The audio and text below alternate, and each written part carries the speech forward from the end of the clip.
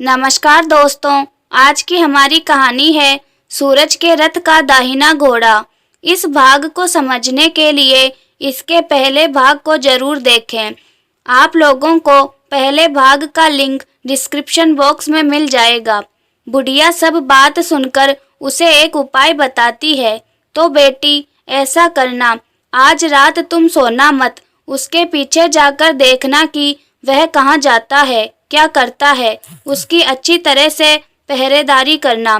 पर मुझे नींद आ गई तो तुम्हें नींद न आए, इसीलिए एक काम करना, अपने बाएं हाथ की उंगली में एक जख्म करना, उस पर थोड़ी सी मिर्च छिड़कना, उससे तुम्हें बड़ी जलन होगी और उस पीड़ा से तुम्हें रात भर नींद नहीं आएगी।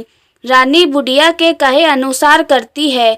उंगली की जलन से उसे बड़ी देर तक नींद नहीं आती, लेकिन बाद में वह सो जाती है। दूसरे दिन सुबह बुढ़िया फूल लेकर उसके महल में पहुंचती है और पूछती है, क्या हुआ बेटी, देख पाई क्या, पति कहाँ जाता है? रानी कहती है, नहीं अम्मा, पहले कुछ समय जलन के कारण मुझे नींद नहीं आई, पर कुछ देर पश्चात मैं सो गई। बुढ़िया कहती है, कोई बात नहीं, आज तुम उंगली पर पहले से थोड़ा बड़ा जख्म करना और ज़्यादा मिर्च लगाना। तो रानी वैसे ही करती है, परंतु वह सिर्फ पति के बिस्तर से उठकर बाहर निकलते वक्त तक जाग पाई।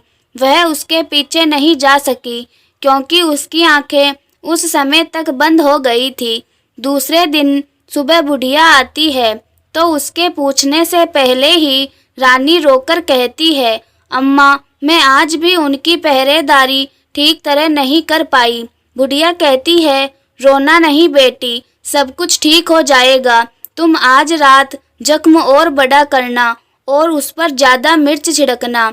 और एक काम करना बेटी, वह जब जाने के लिए निकलता है तो उसका रास्ता रोकना।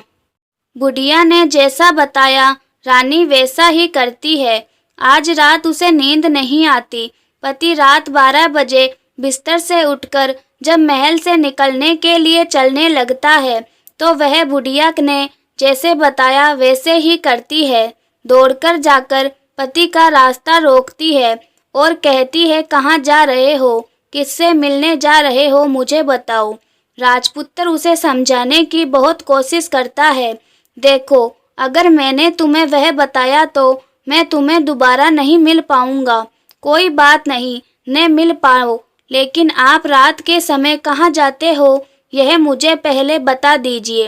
राजपुत्र निरुपाय हो जाता है। पत्नी की जिद के आगे उसकी एक नहीं चल पाती। ठीक उसी समय उसका 14वां साल खत्म होकर 15वां साल लगने वाला था।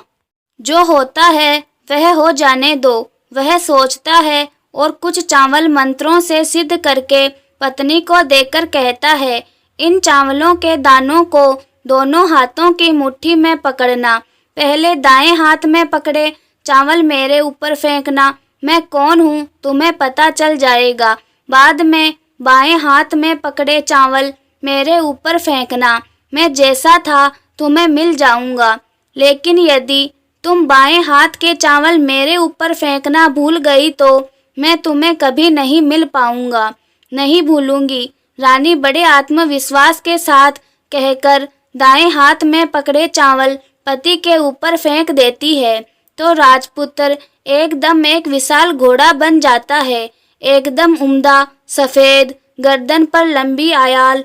देखते देखते वह तेजी से दौड़ने लगता है।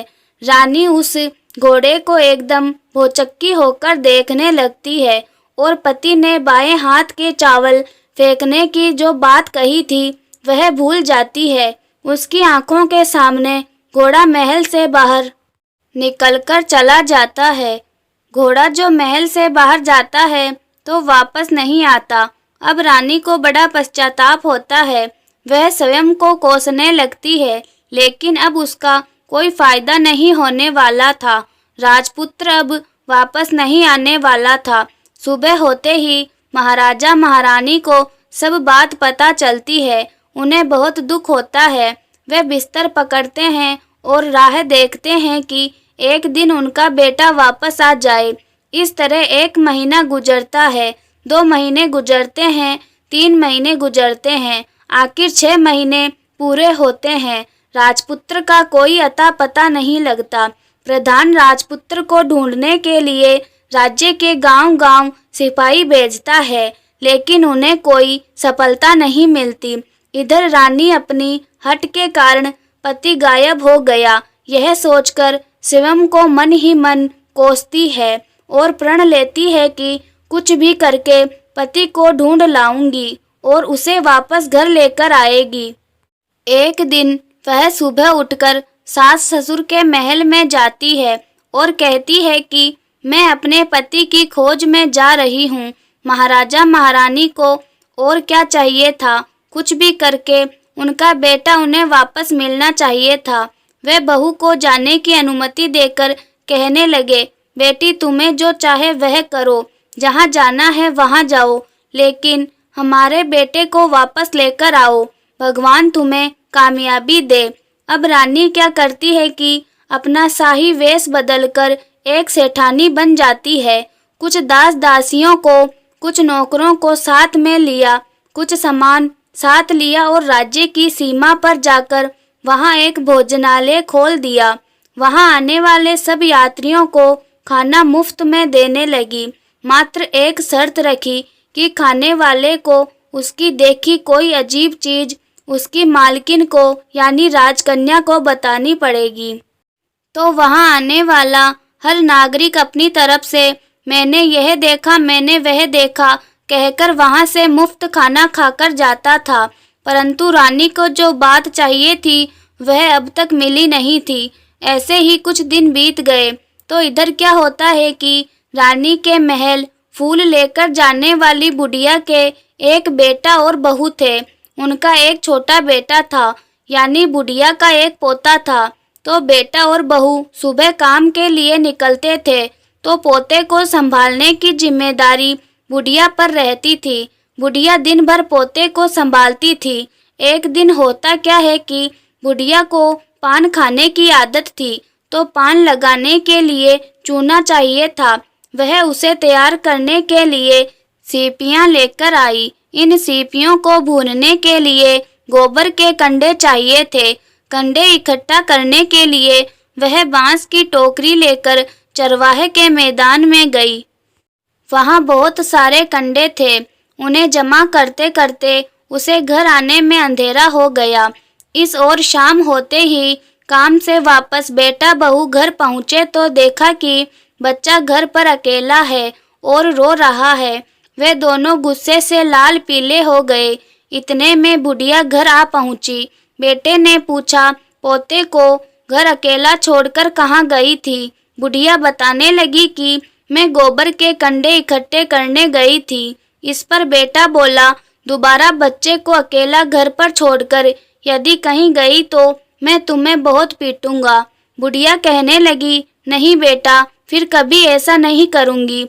लेकिन दूसरे ही दिन बुढ़िया वह बात भूल गई और फिर चरवाहे के मैदान पर कंडे इकट्ठा करने चली गई। शाम को जब बेटा बहू काम से वापस लौटे तो देखते हैं कि बच्चा घर पर अकेला है और रो रहा है। अब उसके बेटे की सहन शक्ति खत्म होने लगी और बुढ़िया के वापस आने पर उसे घर से निकाल दिया।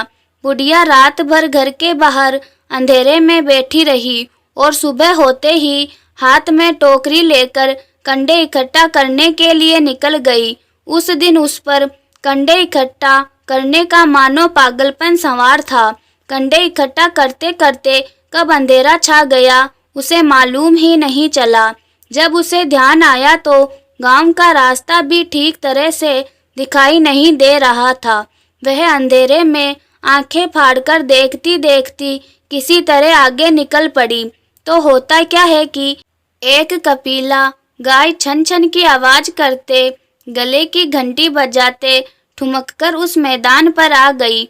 उसे देखकर बुढ़िया सोचने लगी कि इस गाय के पीछे पीछे जाऊंगी तो गांव तक पहुंच जाऊंगी। तब बुढ़िया उसके पीछे पीछे जाने लगी। वह गाय क्या करती है कि उस मैदान से लेकर एक एक करके 6 मैदान पार करती है।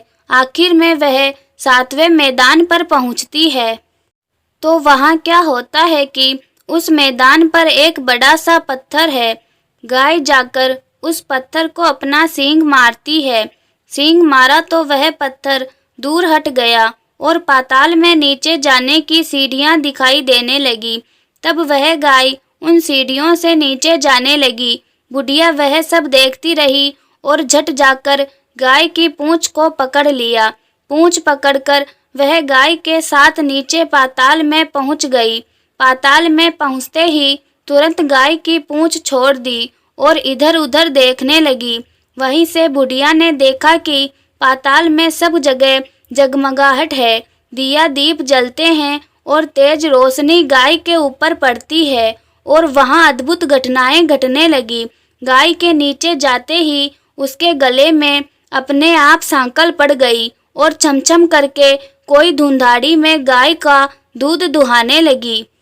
लेकिन जो भी कोई वह कर रहा है वह दिखाई नहीं दे रहा। बुढ़िया बहुत घबरा गई, कहाँ आकर फंस गई। वह सोचने लगी और यहाँ वहाँ छिपने के लिए जगह ढूंढने लगी, लेकिन उसे कहीं भी जगह नहीं मिली। हर जगह उजाला ही उजाला था। तो वह यूं एक कोने में खड़ी रह गई और जो कुछ सामने हो रहा था उसे चुपचाप देखने लगी। कुछ पल के बाद वहां झट से एक उम्दा सफेद घोड़ा आया। वहां 2 कुंड थे, उसमें से एक कुंड में उस घोड़े ने छलांग लगाई और ऊपर आ गया। अब उसे राजपुत्र का रूप प्राप्त हो गया। राजपुत्र बनने के बाद उसने दूसरे कुंड के पानी में स्नान किया। वहां रखे नए कपड़े पहने। नजदीक ही एक सुंदर पलंग था, उस पर आकर वह बैठ गया। उसके सामने अपने आप 5 पकवानों की थाली आ गई, दूध की एक प्याली आ गई, पान सुपारी आ गए।